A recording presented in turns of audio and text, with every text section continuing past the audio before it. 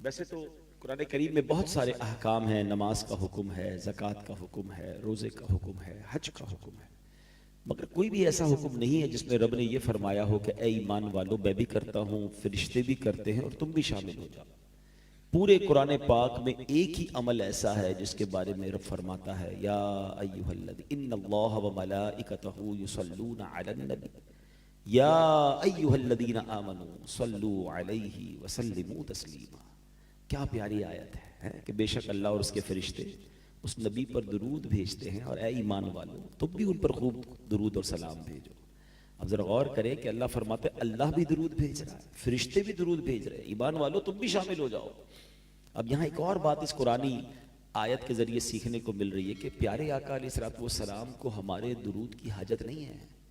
जिन पर रब दुरूद भेज रहा हो, जिस पर रब के फरिश्ते दुरूद भेज रहे हो, ये हमें तो गोल्डन चांस दिया गया है कि तुम भी दुरूद पढ़कर अपनी झोलियां भर लो, अपने भाग जगा लो। सुभान अल्लाह। हाँ, ये अलग कैटेगराइज उलमा ने बहुत अच्छे अंदाज में किया कि हमारा दुरूद भेजना, फरिश्तों का दुरूद भेजना और है और रब का दुरूद भेजना और है। इंसान और फरिश्ते अल्लाह की बारगाह में ये दुआ करते हैं।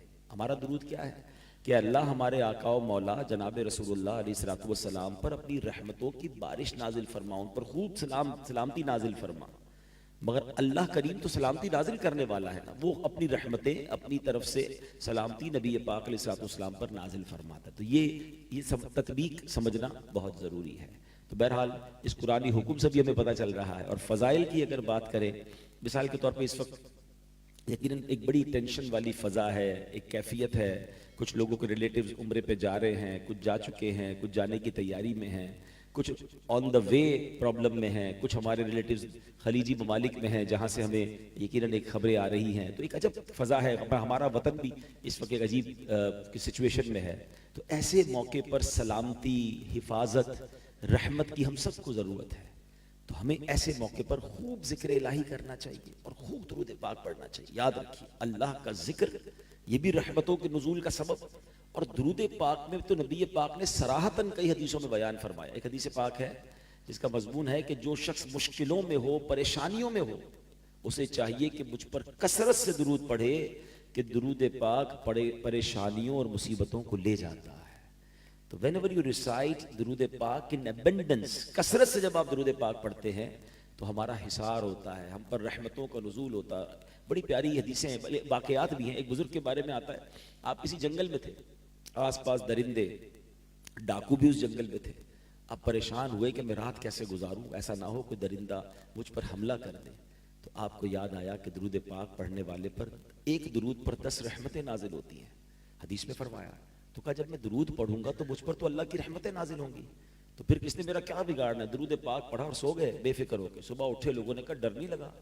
मेरे नबी ने फरमाया कि एक दुरूद पर 10 रहमतें नाजिल होती हैं। जब रहमतें साथ होंगी तो मुझे क्या होना है। तो बात यह है कि एक तो वज़ाइफ पढ़ने चाहिए, दुरूद पाक खूब पढ़ने चाहिए, मगर यकीन भी, बिलीफ भी होना चाहिए। हमारा ये भी एक मसला है कि हम वज़ाइफ पढ़ रहे होते हैं, दुआएं कर रहे होते हैं, मसले हल भी नहीं हो रहे होते। उसकी एक बड़ी वजह यह कि वो वाली बिलीफ भी नहीं है हमारे अंदर। हम कहते हैं चलो पढ़ लेते हैं, पता नहीं होगा नहीं होगा है। उलमा फरमाते हैं जो बंदा ये सोचकर दुआ मांगे ना कि मांग लेता हूं, पता नहीं कबूल होगी नहीं होगी, उसकी कबूल नहीं होनी। कबूल होनी उसी की है कि जिसका यकीन हो कि कादिर मुतलक से मांग रहा हूं, मालिक कुल से मांग रहा हूं, वही तो देने वाला है।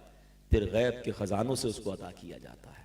तो जो भी वज़ाइफ आप पढ़ें, दुआएं करें, उसमें यकीन होना चाहिए। अल्लाह की रहमत पर जिसका भरोसा होता है ना, तो फिर सुभान अल्लाह। वो कहते हैं ना, जरा अगर आज भी हो इब्राहिम सा ईमा पैदा, अगर आज भी हो इब्राहिम सा ईमा पैदा, आग कर सकती है अंदाज़े गुलिस्तां पैदा। हमें आज वो यकीन हमारे पास से चला गया, वरना हजरत इब्राहिम का यकीन था, आग बाग बन गई। 313 सहाबा का यकीन था कि अल्लाह के नबी साथ हैं और अल्लाह की रहमत पर भरोसा था। सामने लश्कर बड़ा है, हथियार बड़े हैं, मगर यकीन था। तो फिर फरिश्ते मदद को आए। रब वही है, याद रखिए। हाँ, हम उस कौम के नहीं हैं, मगर अल्लाह वही है। वो रब जो फरिश्ते नाजिल कर सकता है बदर के मैदान में, वो आज भी मुसलमानों की मदद को फरिश्ते नाजिल कर सकता है। जो हजरत इब्राहिम की आग को बाग बना सकता है, वो खालिक के कुल आज भी हमारी गमों की आग को बाग बना सकता है। जो हजरत मूसा और उनके साथियों के लिए दरियाए नील में रास्ते निकाल सकता है, मेरे रब की कुदरत में कभी कोई नहीं हुई, वो आज भी रास्ते निकाल सकता है। मगर वो जो यकीन था, वो जो अल्लाह पर भरोसा था, वही शेक हो गया ना। हमें आज असबाब पर भरोसा हो गया। आज हम समझते हैं जब तक पैसे नहीं होंगे तो मसले हल नहीं होंगे, ताल्लुक नहीं होंगे तो मामला ठीक नहीं होगा, है रिसोर्सेज नहीं होंगी तो निकल नहीं पाएंगे। नहीं, हम मुसलमान हैं, हमारा सबसे पहला पहला भरोसा रब पर होना चाहिए। वो खालिक के असबाब है। अगर पैसों से ही मसाइल हल होते होते, लोग कहते हैं ना यार बुरे वक्तों के लिए पैसे होने चाहिए, बंदा मुश्किल हालात में माल होगा तो बच जाएंगे। मुझे बताएं, अगर पैसों से खुशियां खरीदी जा सकती होती तो आज कोई अमीर गमगीन ना होता। पैसे खर्च करता, गम दूर कर लेता। ऐसा नहीं है। खुशी देनी रब ने है, सुकून देना रब ने है। गरीब लोग बाज़ औक़ात बड़े पुरसुकून होते हैं और अमीर की टेंशन ही खत्म नहीं हो रही होती, क्योंकि एक्चुअली ये सब मिलना रब से है ना। तो आज पहले तो हम बयान के शुरू में ये समझ ले, सीख ले कि हमने अपने मालिक पर भरोसा किस लेवल का करना है। जो हम आज परेशान है ना, हदीस पाक का खुलासा है कि अगर तुम अल्लाह पर भरोसा करो जैसा भरोसा करने का हक है, तो अल्लाह तुम्हें ऐसे रोजी देगा जैसे परिंदों को रोजी देता है।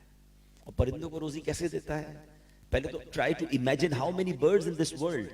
परिंदे हैं कितने दुनिया में? कभी आपने इसकी कैलकुलेशन की है? मैंने एक तहकीक पढ़ी कि दुनिया में जितने इंसान होते हैं ना, तो इससे 10 गुना जमीन पर मौजूद जानवर होते हैं। जितने भी जानवर हैं, ठीक है, तो हम अगर 8 अरब हैं तो 80 अरब जानवर हैं। फरमाया जितने जानवर होते हैं मल्टीप्लाई बाय 10 उतने परिंदे होते हैं। तो कितने परिंदे हो गए? 800 अरब परिंदे। और ये सब कहाँ रहते हैं? चले एक और लगे हाथों बात भी समझा देता हूं। परिंदे दरख्तों पर रहते हैं। फॉरेस्ट, दरख्त, ये परिंदों की कॉलोनी है। मगर हम करते क्या जा रहे हैं? ये तो यंगस्टर ने तो सुनी भी नहीं होगी। जब मैं छोटा था या 50s में जो लोग यहाँ पर बैठे, उन्होंने बचपन में कराची में कोयल की आवाज भी सुनी होगी, है अपने घर के बाहर किसी खूबसूरत परिंदे को उड़ते हुए या बैठते हुए देखा होगा। हमने बचपन में तितलियां भी देखी और पकड़ी भी थी, ठीक है ना। अब तो नई जनरेशन ने कराची में कुछ देखा ही नहीं। वो चिड़ियाघर जाना पड़ता है, मलेशिया जाके कोई बटरफ्लाई पार्क में सुना है जाके बटरफ्लाइयां देख रहे होते हैं। हम स्कूल में जाके अपने स्कूल में देखते थे। क्यों? ये सब कहाँ गए? हमने दूर किया, हमने दरख्त ही काट दिए। ये दरख्त होंगे तो आएंगे ना, ये सारा इकोसिस्टम है। 800 अरब परिंदों की रिहाइश दरख्त हैं, मगर हम दरख्त ही काटी जा रहे हैं, कॉलोनियां बनाए जा रहे हैं, रोड बनाए जा रहे हैं। ये अलग डिबेट है। टॉपिक मेरा ये नहीं कि एटमॉस्फेयर चेंज में कितना बड़ा जो डिजास्टर की वजह वो यही है कि दरख्त कंटिन्यू कट रहे हैं। दरख्त कटते जाएंगे, मौसम खराब होता जाएगा। ये अल्लाह की अता है। और ये दुनिया, ये जमीन सिर्फ इंसानों की नहीं है, ये परिंदे भी इसी दुनिया में हमारे साथी है ना, पार्टनर्स हैं हमारे। तो हमें दरख्त लगाने चाहिए। आज भी इकोसिस्टम रिवाइव हो सकता है अगर हम ये पौधे लगाएं, और इसको सदका जारिया फरमाया गया। हदीस के अल्फाज क्या है दरख्त लगाने वाले के लिए? प्यारे आका अलैहिस्सलाम फरमाते हैं, जिसका मजमून है कि दरख्त लगाया गया, जिसने कभी दरख्त लगाया, जब तक उससे परिंदे, जानवर या इंसान फायदा उठाएंगे, सिर्फ इंसान नहीं, इंसान को साया भी देता है दरख्त, फल भी देता है, नहीं, जब तक परिंदे, जानवर या इंसान फायदा उठाएंगे तब तक लगाने वाले को सवाब मिलता रहे। कई दरख्त लगे सैकड़ों साल पुराने, सदियों सवाब देता है दरख्त।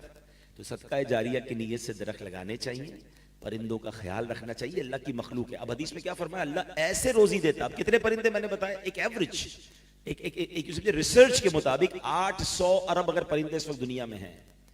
ये सब सुबह जब अपने घोंसले से निकलते हैं ना, सारे भूखे होते हैं। एक भी परिंदे के घोंसले में 4-5 दिन का स्टोर नहीं है। ये दुनिया में एक ही मखलूक है इंसान जो जमा करता है। ना आपको किसी जानवर के पास स्टॉक मिलेगा, ना किसी परिंदे के पास स्टॉक मिलेगा।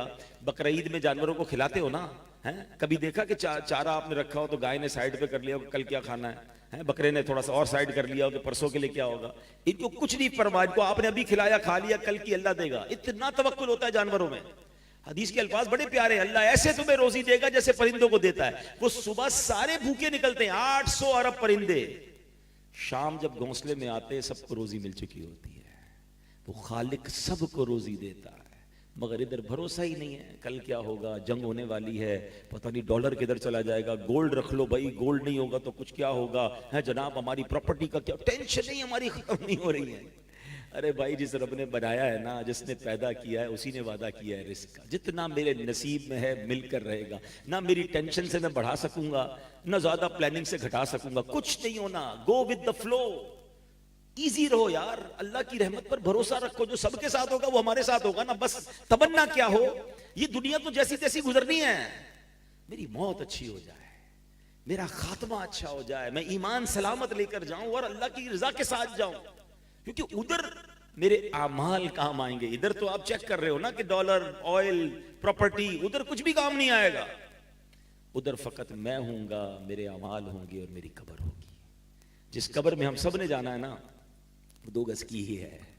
5000 गज के प्लॉट में रहने वाले की भी 2 गज की कब्र है, फुटपाथ में मरने वाले की भी 2 गज की कब्र है। दुनिया का सबसे महंगा सूट पहनने वाले को भी कोरे लट्ठे का वही कफन पहनाया जाएगा, और बेचारा जिसके फटे पुराने दुनिया में कपड़े, उसको भी एग्जैक्टली वही कफन पहनाया जाएगा। कभी आप नहीं सुनोगे यार ये बहुत बड़ा सेठ है, जरा इसकी कब्र बड़ी बना दो, यार ये बहुत मालदार था, इसका रेशमी कफन बना दो। नो नो नो, ना कफन में जेब है, ना कब्र में तिजोरी है, सिर्फ आमाल जाएंगे। तो इन तमाम हालात में तो और अंडरस्टैंड करना चाहिए, कभी भी जा सकते हैं यार, कभी भी कुछ हो सकता है, कभी भी हमारा आखिरत का सफर शुरू हो सकता है, तो हम फिर उसकी तैयारी कब करेंगे? आप मैं सच बताऊं ना, ये माह रमजान हमारे लिए गोल्डन चांस अल्लाह ने दिया है। मरने से पहले हमें एक और रमजान दे दिया। हमें क्या पता अगला रमजान हमारे नसीब में है कि नहीं। पिछले रमजान में कई लोग थे हमारे साथ जो इस रमजान में नहीं है, और वो सारे बुजुर्ग नहीं थे, कई नौजवान चले गए। अभी पिछले दिनों गुल प्लाजा में वाकया हुआ, कैसा वाकया था यार, हिला के रख दिया पूरे कराची को। हम तो सोच नहीं सकते थे कि ऐसा भी हो सकता है कि लोग थोड़ी देर के लिए अंदर गए और बाहर ही नहीं निकल सके, उनके रिश्तेदार बाहर बैठे रह गए। मौत कैसे आती है ये हमने अपनी आंखों से देखा यार, यानी विटनेस किया। आप सोचो, एक शख्स मुझे मिला, कहता है मेरी माँ अंदर है, मेरी बहन अंदर है, मेरी बेटी अंदर है, और वो बाहर बैठा, इस उम्मीद पे बैठा कि अभी थोड़ी देर में आग बुझ जाएगी, वापस आ जाएंगे।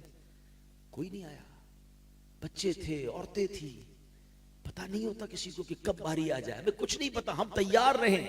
एक शेर बचपन से सुन रहे हैं, आगाह अपनी मौत से कोई बशर नहीं, सामान 100 बरस का है, पल की खबर नहीं। अच्छा, ये पल की खबर नहीं ना, ये पहले तो शेर में सुना, अब ये विटनेस कर रहे हैं हम। ये नौजवान बैठे, बल्कि सभी ने सीसीटीवी फुटेजेस देखी होंगी कि बैठे बैठे ऑफिस पे काम करते करते बंदा गिरा और उसका इंतकाल हो गया, चलते चलते गिरा, उसका इंतकाल हो गया, खेलते खेलते गिरा है, स्पोर्ट्स के मैदान में लोग गिर रहे हैं, अचानक इंतकाल हो रहा है। यंग ऐसे भी खुश नसीब देखे कि नमाज पढ़ते पढ़ते सजदे में इंतकाल हो गया। मस्जिद की भी सीसीटीवी फुटेज आ गई। मगर एक जो मेन चीज मैं आपको बताना चाहता हूं ना, कभी थोड़ा सा उस वीडियो पे जूम कीजिए, उस बंदे के चेहरे पर देखिए, उसको 1-2 सेकंड पहले भी पता नहीं था कि मैं मरने वाला, पल की खबर नहीं। यानी 1 सेकंड बाद मेरे और आपके साथ क्या होना है ना, वी डोंट नो। तो फिर अक्लमंद कौन है? अभी हम मिसाल दे रहा हूं, हमारी देखिए प्लानिंग कैसी है कि चूंकि जंग के बादल मुंडला रहे हैं ना, तो डिस्कशन हो रही है क्या करना चाहिए, एहतियात क्या होनी चाहिए, ट्रैवल करना चाहिए कि नहीं करना चाहिए, क्या कोई चीज हमारे घर में स्टॉक होनी चाहिए, फला, यानी कुछ ना कुछ हमारी डिस्कशन शुरू हो गई, because something may be happen. जरूरी नहीं कुछ, अल्लाह करे ना, हम खैर से रहें, आफियत से रहे, अल्लाह रमजान की बरकत से सारे मामला सेटल डाउन फरमा दे, सारे मुसलमानों की खैर हो जाए। मगर मेरा पॉइंट पिक कीजिएगा, हमें एक चीज महसूस हो रही है, तो ये हमारा discussion point and point of planning बन गया है। ऐसा ही है ना, ये तो महसूस हो रही है, मैं तो कंफर्म रिपोर्ट दे रहा हूं कि मुझे और आपको मरना है। मेरी जो गुफ्तगू है इसमें तो कोई इमेजिन, वो मे बी और मे नॉट तो नहीं है ना, 100% वी हैव टू डाई, सबने जाना है कब्र में, और नोबडी नोज व्हेन, कब, ये आज भी हो सकता है ना। ऐसा ही है कि हमारे पास कोई डेट तो नहीं है कि मेरा फला इतने सालों के बाद इंतकाल होगा। तो जब इतनी रियल सिचुएशन है, इतनी रियलिटी है मौत, तो अक्लमंद वो है कि रोजाना ऐसे जिए कि अगर आज भी मर गया ना तो अल्लाह राजी होगा। तो रमजान, ये 30 डेज मुझे और आपको एक बड़ा गोल्डन चांस मिला है कि अपनी आदतें अच्छी कर ले। देखिए, दुनिया का दस्तूर क्या है कि कोई भी अच्छी आदत अपनाने के लिए हमें कुछ दिन रिक्वायर्ड होते हैं, या कोई भी बुरी हैबिट निकालने के लिए कुछ दिन रिक्वायर्ड होते हैं। कहते हैं ना, first 20 days are very difficult to adopt anything. कोई भी चीज आप अपने जिंदगी में शामिल करेंगे ना, तो आपको 20 दिन स्ट्रगल करनी पड़ती है। कोई आपने डाइट शामिल करनी है, मिसाल देता हूं, कोई कहता है रात से चीनी वाली चाय नहीं पीनी, तो मुश्किल लगेगी ना पहले 10-15 दिन, फिर आदत हो जाएगी, टेस्ट बड चेंज हो जाएगा। खाने पीने में कोई चीज छोड़नी है भाई, आजकल लोग डाइट कर रहे हैं, मैं रोटी नहीं खाऊंगा या चावल नहीं खाऊंगा या फला चीज नहीं खाऊंगा, पहले 15-20 दिन टफ, उसके बाद सेटल डाउन हो जाता है। वर्जिश शुरू करनी है या कोई भी चीज शामिल करनी है या रिमूव करनी है, यू रिक्वायर्ड 20 to 30 डेज, उसके बाद आपकी लाइफ उसकी बॉडी आदी हो जाती है। ऐसा ही है। अब अगर इसी तरह रमजान को ले लें कि स्पिरिचुअली अपलिफ्ट करने के लिए अल्लाह ने ये हमें 1 महीना दे दिया है, अच्छी आदतें अडॉप्ट कर लो, और बुरी आदतें अपने अंदर से निकाल लो, क्योंकि शैतान बंद है। और रमजान के बाद, इस तमाम 30 डेज के बाद जिंदगी बिल्कुल स्मूथ अल्लाह की इबादत में, अल्लाह की रिजा वाले कामों में गुजारो। मगर अनफॉर्चुनेटली हो क्या रहता है, हर साल क्या होता है कि रमजान में वाकई बड़े अच्छे बच्चे बन जाते हैं, नमाजें भी पढ़ रहे हैं, रोजे भी रख रहे हैं। आज देखे ना, रात को इस वक्त भी आप बयान सुनने आ गए, वरना आप सबको मैं जमा कर सकूं कभी रमजान के अलावा है? कैसे अच्छे बच्चे बने हुए सारे आ गए। लेकिन ये सिर्फ रमजान में क्यों? क्या रमजान के बाद नमाज नहीं है? अब मैं एक बड़ी अजीब कैफियत में हूं पिछले जुम्मे की नमाज से, अजीब सा ख्याल आया मुझे, और मैं जहां जहां बयान कर रहा हूं तो लोग बाकी कहते सही कह रहे हैं आप सबने इस बार जुम्मा पढ़ा। रमजान में 2 जुम्मे हम पढ़ चुके हैं ना। इन दोनों जुम्मों में मस्जिदों का हाल क्या था? जिस भी मस्जिद में आपने जुम्मा पढ़ा, हाउसफुल, मस्जिद के बाहर क्राउड था, ऐसा ही। क्या रमजान से पहले जुम्मे में इतना क्राउड था? रमजान जब नहीं आया तो इतना क्राउड होता था? तो नहीं था। इसका मतलब क्या हुआ कि कुछ लोग ऐसे हैं जो रमजान के अलावा जुम्मा भी नहीं पढ़ते। ये अचानक तो नहीं पैदा हो गए ना रमजान में सारे लोग जो जुम्मा पढ़ने मस्जिद में आ गए, रोडे भर गई, जैम फुल हो गया, मस्जिदों में 2-2 जुम्मे करवाने पड़ रहे हैं कुछ जगहों पर। इतनी पब्लिक आ गई है। तो ये पब्लिक आई कहां से? इंपोर्ट थोड़ी हुई है, हमारे मोहल्ले में रहते हैं। यानी दिल को इतना बड़ा धचका लगा कि यार इसका मतलब ऐसा हुआ कि बड़ी तादाद में लोग वो भी हमारे वतन में हैं जो रमजान के बाद नमाज नहीं, जुम्मा भी नहीं पढ़ते। तभी तो ये जुम्मे में रश हो गया। यार क्या है? प्लीज, हम सबको अल्लाह ने मौका दिया है। नबी पाक अलैहिस्सलाम फरमाते हैं, अगर मेरी उम्मत को मालूम होता रमजान क्या है तो वो तमन्ना करते कि सारा साल ही रमजान। मगर हो ये रहा है कि रमजान को भी गफलत से गुजारा जा रहा है। अब ये 12 रोजा 10 रोजा तरावी बड़ी अच्छी बात है, लेकिन इसका एक साइड इफेक्ट क्या है कि कुछ लोग समझते हैं भाई हमारा कुरान पूरा हो गया, तरावी की छुट्टी। ऐसा नहीं है। तरावी सुन्नत मुअक्कदा है, ये पूरा रमजान पढ़नी है। बल्कि अभी तो जैसे जैसे रमजान जा रहा है ना, और कोशिश कर रही हैं। कोई आपका मिसाल के तौर पे कोई बिजनेस का फेस्टिवल हो और आपको पता है ये 12-15 दिन का फेस्टिवल है, तो 5-6 दिन गुजर जाए तो आप कहते हैं और मेहनत कर लो, ये तो खत्म हो जाएगा 5-7 दिन बाद, जितना कमाना है कमा लो। तो रमजान तो जैसे जैसे गुजरता जाए हमारी स्ट्रगल बढ़ती होनी चाहिए। मगर पहली, दूसरी, तीसरी रमजान में जो मस्जिद में रश था, आहिस्ता आहिस्ता वो खत्म होता जा रहा है, वो कम होता जा रहा है। यानी हम सुस्ती देखें हमारी, इतनी बड़ी अल्लाह ने नेमत दी है। तो ऐ मेरे प्यारे इस्लामी भाइयों, जो मेरा समझिए कि बेसिक कोर पॉइंट यही है कि रमजान को अपनी जिंदगी को बेहतर बनाने का शानदार मौका समझें। बुरी आदतों को निकालें, अच्छी आदतें अपनाएं। देखिए, जो 5 वक्त का पूरा महीना नमाजी बन सकता है, उसके बाद तो पूरा साल, पूरी जिंदगी 5 वक्त का नमाजी रहे ना। ऐसा क्या होता है कि चांद दिखते ही लोग मस्जिद से गायब हो जाते हैं? देखें, ये हम कहते नहीं हैं, लेकिन अनडेलिबरेटली हम एक मैसेज क्या कन्वे करते हैं कि ऐ शैतान, जब तक तू बंद है हम रहमान के बंदे, हम नमाजी, जैसे ही तू आजाद हुआ हम फिर तेरी बात मानेंगे, हम मस्जिद में नहीं जाएंगे। ये कितना बुरा मैसेज है यार। मगर ऐसा होता नहीं। चांद रात को अगर मगरिब के बाद चांद नजर आ जाए, अभी तरावी का टाइम शुरू ना हो, तो तरावी में तकरीबन मस्जिद खाली हो जाती, क्योंकि अब तो ईशा पढ़ने आना है तो लोग नहीं आते। ऐसा क्यों? क्या रमजान के बाद नमाजी, मस्जिद, कुरान हमारा साथ नहीं होना चाहिए? तो प्लीज आज तकमील कुरान की इस महफिल में एक मुबारक रात की नियत करें, हम अल्लाह से वादा करें, अल्लाह से मदद भी मांगे कि अल्लाह हम तेरे वादा करते हैं कि अब हम नमाजी रहेंगे, हम अपनी आखिरत की तैयारी करने वाले, हम बुराई से बचने वाले रहेंगे। मगर मेरे मौला, तू हमारी मदद भी फरमा, हमें इसको कंटिन्यू करने में मदद फरमा। अब मैं बहुत गौर करता हूं, मैंने बहुत गौर किया कि व्हाट इज द रीजन। ये पहली बार नहीं बयान सुना होगा आपने, कई बार हर रमजान में शायद सुनते होंगे, और फिर उसके बाद आप भी तय करते होंगे 27वीं आएगी, अभी तो ताक रातें आएंगी, रो रो के दुआएं भी करेंगे, माफी भी अल्लाह से मांगेंगे, वादे भी करेंगे, मगर रमजान का फिर वही हो जाता है। तो इसके पीछे रीजन क्या है? जब मैंने गौर किया ना, तो उसका रीजन जो बड़ा वाजे नजर आता है कि हम इंटेंशन तो बदलते हैं, नीयत तो बदलते हैं, मगर सोहबत नहीं बदलते हैं। हम उन्हीं दोस्तों में रहना चाहते हैं कि जो रमजान के बाद गुनाहों की तरफ जाते हैं, जो नमाज नहीं पढ़ते। तो जब आप उन दोस्तों में रहेंगे तो वो दोस्त आपको नेक नहीं बनने देंगे। वो कहते क्या हो गया भाई, मौलवी बनना है क्या? पढ़ ली ना रमजान में नमाज जितनी पढ़नी थी, अब तो चलो ईद के दिनों में ही वो कुछ करवा देते हैं 3 दिन में, कि जो पूरे महीने में नेकियां कमाई सारी जीरो है। शैतान तो पूरी तैयारी के साथ हमला करता है ना हम पर। तो अगर हमने ये नीयत करनी है कि मुझे एक तो पहले इस बात को रियलाइज करे कि मुझे मरना है और वो कभी भी जा सकता हूं, तो मुझे अल्लाह को नाराज करके नहीं जाना कब्र में। तो मुझे अगर नेक बनना है तो मुझे दोस्त भी अच्छे रखने होंगे, और अच्छे दोस्त और अच्छी गैदरिंग की तो बरकतें कितनी कमाल की हैं। एक बड़ी कमाल की हदीस पाक है कि अल्लाह के हबीब अलैहिस्सलाम फरमाते हैं कि अल्लाह ताला के कुछ फरिश्ते हैं, हदीस का खुलासा है कि जिनका काम ही जमीन में सियाहत करना है, वो जमीन में घूमते रहते हैं और जहां अल्लाह का जिक्र होता है, अच्छी बातें होती हैं, वहां वो फरिश्ते उस महफिल को अपने परों से ढांप लेते हैं।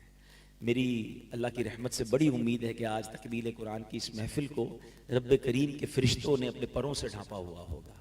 जब वो फरिश्ते इस महफिल से फारिग होकर, उस मजलिस से फारिग होकर अल्लाह की बारगाह में जाते हैं, अल्लाह तो सब जानता है मगर अपने कर्म से पूछता है, फरिश्तों बताओ कहां से आ रहे हो? कहते या अल्लाह एक जगह पर तेरे बंदे बैठे तेरा जिक्र कर रहे थे। ऐ फरिश्तों वो क्या मांग रहे थे? बल्कि ऐ फरिश्तों ये बताओ वो मुझे देखा है उन्होंने? तो या अल्लाह तुझे देखा नहीं है। फरिश्तों मुझे देख लेते तो क्या करते? कहा या अल्लाह तुझे देख लेते फिर तो दीवाना वार तेरा जिक्र करते, फिर तो और तुझे याद करते। अल्लाह फरमाते फरिश्तों क्या मांग रहे थे? या अल्लाह जन्नत मांग रहे थे। ऐ फरिश्तों जन्नत देखी उन्होंने? या अल्लाह जन्नत देखी नहीं। अच्छा जन्नत देख लेते तो क्या करते? तो अर्ज करते मौला अगर वो जन्नत देख लेते तो गिड़गिड़ाते, आंसू बहाते और तड़प के तुझसे जन्नत मांगते। ऐ फरिश्तों किस चीज से पनाह मांग रहे थे? अर्ज करते मौला वो जहन्नम से पनाह मांग रहे थे। ऐ मेरे फरिश्तों जहन्नम देखी उन्होंने? अर्ज करते मौला जहन्नम देखी नहीं। ऐ फरिश्तों जहन्नम देख लेते तो क्या करते? कहते अल्लाह फिर तो और रोते, डर जाते, पनाह मांगते।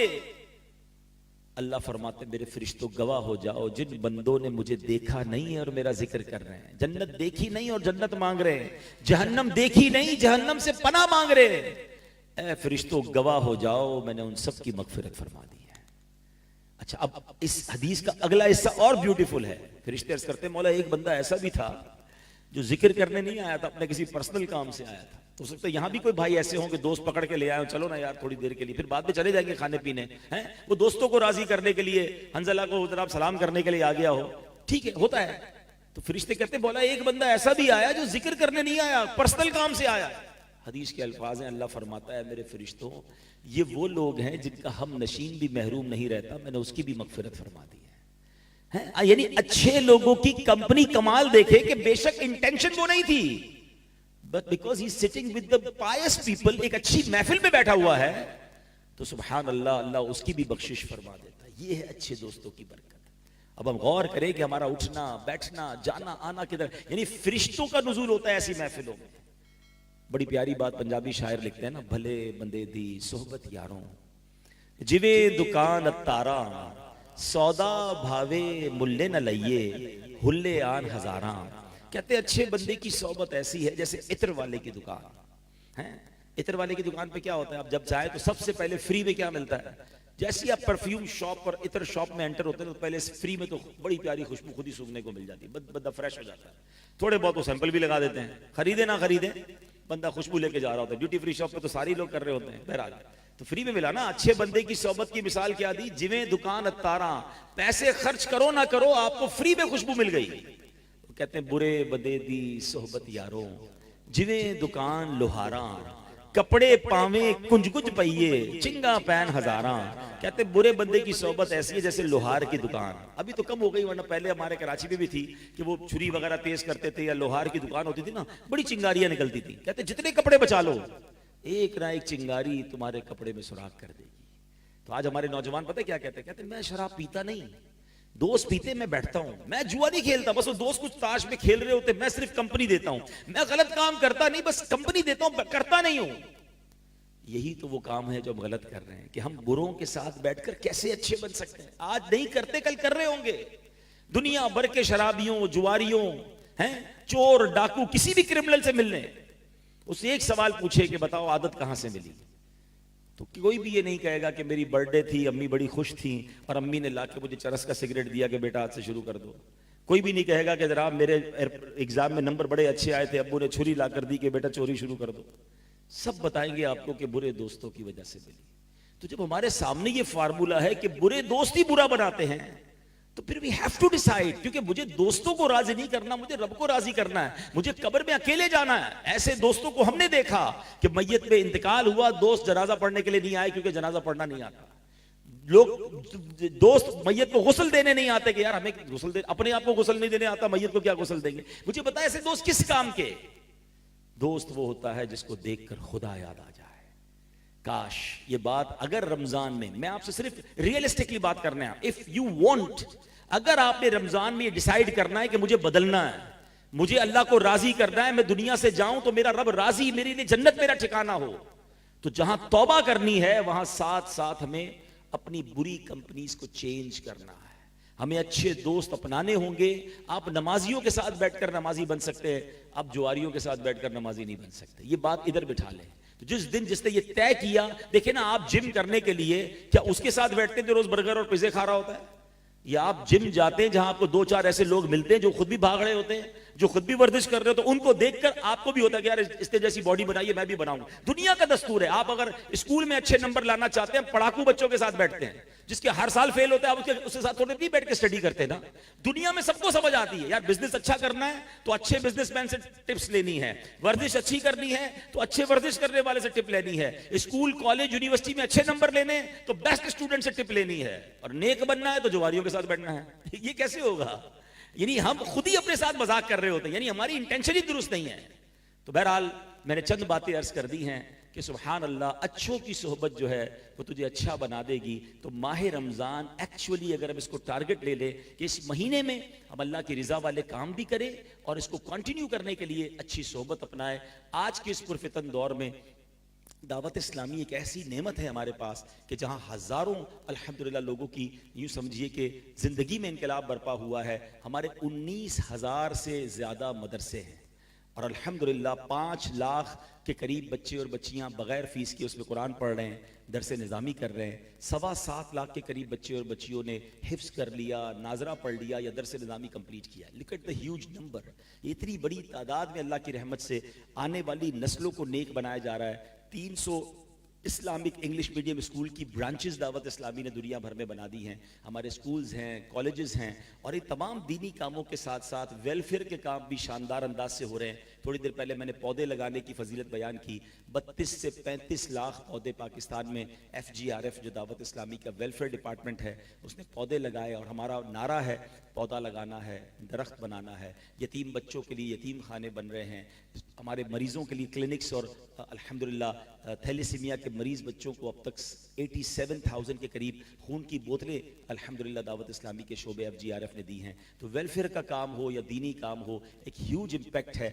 Madani channel, media, social media, एक इतना बड़ा वो काम हो रहा है। आप कभी अगर मौका मिले तो इफ्तार या सहरी ट्रांसमिशन में सिर्फ यूट्यूब पर मदनी चैनल की लाइव ट्रांसमिशन के व्यूज़ देखिएगा, और अगर दीगर इस्लामिक जो चैनल या दीगर चैनल सहरी और इफ्तार ट्रांसमिशन चला रहे हैं उसका मुकाबला अगर आप कंपेयर करेंगे तो आपको अंदाज़ा होगा कि कितना ह्यूज इम्पैक्ट अल्हम्दुलिल्लाह और कितनी बड़ी व्यूवरशिप के साथ लोगों तक सही इस्लाम की पिक्चर पहुंचाई जा रही है। हमारा एक यूट्यूब चैनल है, यंगस्टर ज़रा सोशल मीडिया को ज़्यादा फॉलो करते हैं। एक तो आपके लिए फिगर बड़ा अजीब होगा कि हमारे 7 करोड़ से ज़्यादा फॉलोवर्स और सब्सक्राइबर्स पूरे तमाम सोशल मीडिया के अकाउंट्स में मिलाकर हैं। मगर हमारा एक टॉप इस वक्त अल्हम्दुलिल्लाह जो चैनल यूट्यूब पे जा रहा है किड्स लैंड के नाम से है, अगर आप अभी भी उसको चेक करेंगे तो पाकिस्तान के 7वें नंबर पे वो यूट्यूब चैनल है। 20 मिलियन से ज़्यादा उसके सब्सक्राइबर हैं, और अल्लाह की रहमत से करोड़ों व्यूज़ उसके रोज़ाना की बुनियाद पर आते हैं। और इसकी वजह क्या है कि उसमें हमने ऐसे इस्लामिक कार्टून्स बनाए जिस पे कोई म्यूज़िक नहीं है, कोई बेहयाई नहीं है। हम बच्चों से कार्टून छुड़वा नहीं सकते, तो हमने एक ऐसे इस्लामिक कार्टून्स बनाए कि जिसको देख कर वो सुन्नतें सीखें, वो इल्म दीन सीखें, वो अपने माँ बाप का अदब करें, वो सुन्नत के मुताबिक खाना खाएं, वो किस तरह घर में दाखिल हों, किस तरह घर से बाहर निकलें। गेम में बच्चों को जो है वो अच्छी बातें सिखा दी जाए। तो अल्हम्दुलिल्लाह एक बड़ी हिकमत अमली के साथ दीन का इतना बड़ा काम हो रहा है। तो आपसे गुजारिश है कि अपनी दावत इस्लामी का एक तो हिस्सा बन जाएं, क्योंकि अगर हमने अच्छे दोस्त अपनाने हैं तो ये बड़ा प्यारा माहौल है। और उसके साथ साथ जब इतना बड़ा दीन का काम हो रहा है तो अपनी ज़कात में, अपने डोनेशन में, अपने फितरे में आप कंसिडर करें दावत इस्लामी को। यकीनन पहले हक आपका आपके गरीब रिश्तेदारों का है, आपके गरीब मुलाजमीन का है जो ज़कात के मुस्तहिक हैं, पहले उन्हें दें और फिर दावत इस्लामी का भी साथ दें। और एक आखिरी बात मैं फ़ितरे के हवाले से कर लेता हूँ कि फ़ितरे में हदीस पाक में हमें फरमाया गया 4 किस्म का फ़ितरा है, गंदम का, जौ का, किशमिश का और खजूर का। यकीनन फ़ितरा तो ईद की नमाज से पहले देना है, मगर रमज़ान में देंगे तो ज़्यादा फजीलतें पहले से अदा हो जाएगा। लेकिन जो मुझे बात असल आपसे करनी है कि हम नॉर्मली क्या करते हैं कि फ़ितरा जब भी दे रहे होते हैं तो फ़ितरे के स्टॉल पे जाके कहते हैं भाई सबसे सस्ता वाला गंदम के फ़ितरे की पर्ची बना दो।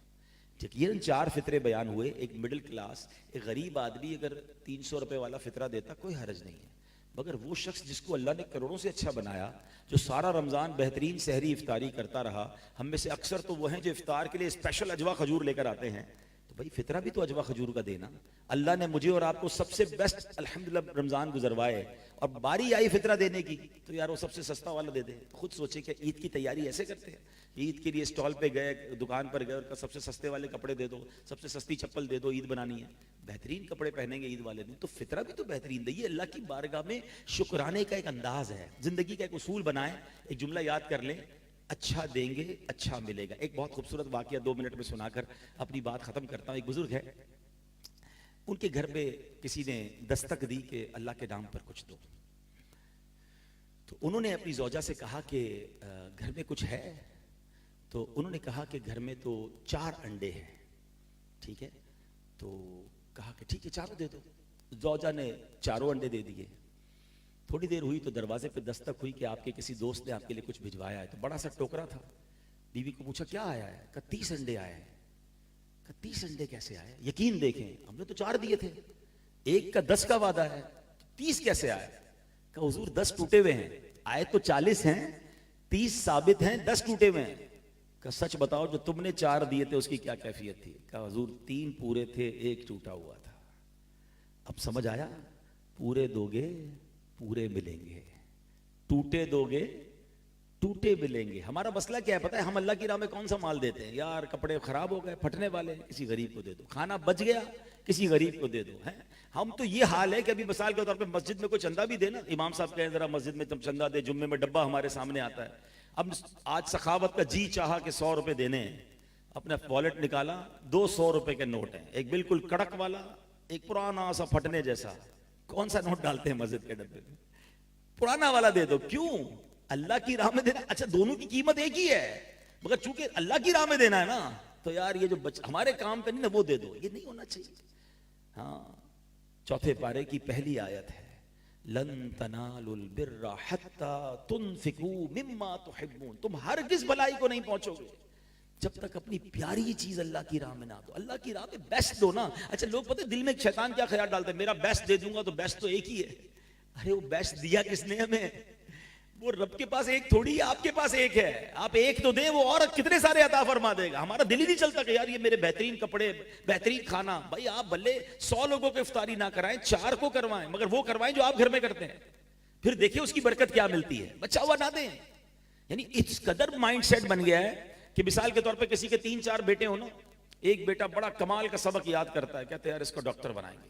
एक हिसाब किताब में तेज है, यार इसको बीए करवा के आगे जाके चार्टर्ड अकाउंटेंट बनाएंगे। दूसरा घर के पुर्जे उर्जे भी ठीक कर लेता है, ये इंजीनियर बनेगा, इसका दिमाग बड़ा अच्छा है।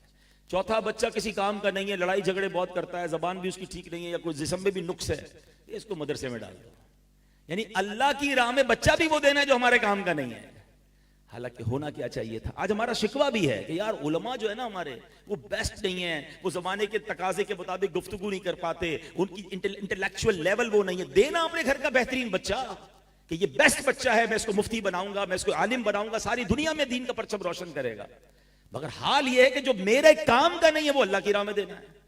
अब इस फार्मूले को हमेशा याद रखना कि आप अपना बेस्ट दें, वो रब्बे करीम देखें आपको कैसे अता फरमाता है। वो गैब के खजारों, कुरान में उसने वादा किया ना, भलाई को पहुंचोगे ही नहीं जब तक अपनी बेहतरीन चीज राह खुदा में ना दें। तो ज़कात हो, सदकात हो, फितरा हो, बेस्ट देने की कोशिश करें, खुश दिली से दें, बोझ ना समझें। या अल्लाह ओए होए होए रमजान आ गया, 10 लाख ज़कात देनी पड़ेगी। यानी कुछ लोग ज़कात को भी बोझ समझ रहे हैं। अल्लाह के बंदे, अल्लाह ने 4 करोड़ दिए तो 10 लाख बनी है ना।